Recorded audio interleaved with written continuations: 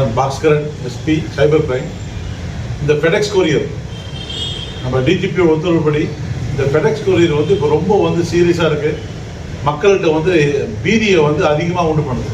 அது என்னென்னா, ஃபெடெக்ஸ்னு ஒரு கொரியர் சர்வீஸு, அந்த கொரியர் அந்த இதெல்லாம் அது உண்மையான ஒரு கொரியர் சர்வீஸே நம்மகிட்ட இருக்குது.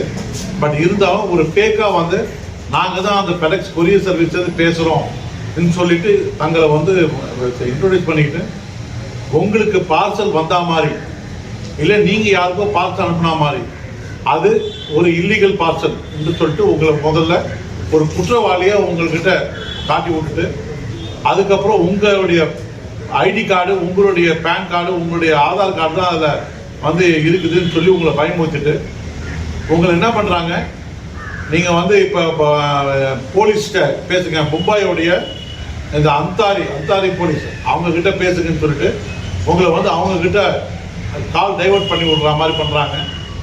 அந்த போலீஸ் என்ன பண்ணுறாங்க, சார் நீங்கள் பேசுறத நான் கேள்விப்பட்டேன், நீங்கள் ஒன்றும் தப்பு பண்ண மாதிரி தெரியல, எதுக்கும் உங்களுடைய ஆதார் கார்டு இப்போ இதெல்லாம் டீட்டெயில்ஸ் கொடுங்கன்னு சொல்லி உங்ககிட்ட கேட்டு உங்ககிட்டயே வாங்கிக்கிறாங்க. அதுக்கப்புறம் சார் இதெல்லாம் ஒரே மாதிரி தான் இருக்குது, எனக்கு சந்தேகமாக இருக்குது, நான் ஆர்பிஐ கிட்ட அனுப்புகிறேன் இல்லை சிபிஐ கிட்ட அனுப்புகிறேன்னு சொல்லி அங்கேருந்து ஒரு கால் டைவர்ட் பண்ணி அவங்கள ஸ்கைப் மூலிமா உங்களை பேச வைக்கிறாங்க. அதுக்கப்புறமா சரி இந்த குற்றத்திலிருந்து உங்களை தப்பிக்க வைக்கிறதுக்கு ஏதாவது பணம் கொடுக்குறீங்களா, ஏன்னா உங்ககிட்ட இருக்கிற அக்கௌண்ட்டு எல்லா பேலன்ஸ் தெரிஞ்சுக்கிறாங்க. அதை அப்படியே உங்ககிட்ட இருந்து மிரட்டி உங்களை இந்த ஃபோன் கால் வந்ததுலேருந்து பணம் அவங்களுக்கு போடுறவர்களையும் உங்களை பீதியிலேயே உட்கார வைப்பாங்க.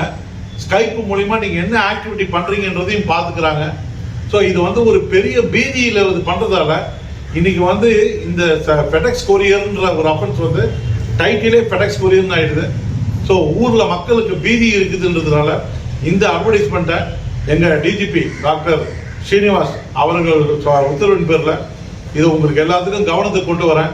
இதை உங்களுக்கு தெரிஞ்ச உங்கள் சகோதர சகோதரிகள், உங்கள் சூழ்நிலை இருக்கிறவங்க, உங்கள் சமுதாயத்தில் எல்லாருக்குமே இதை சொல்லுங்கள்.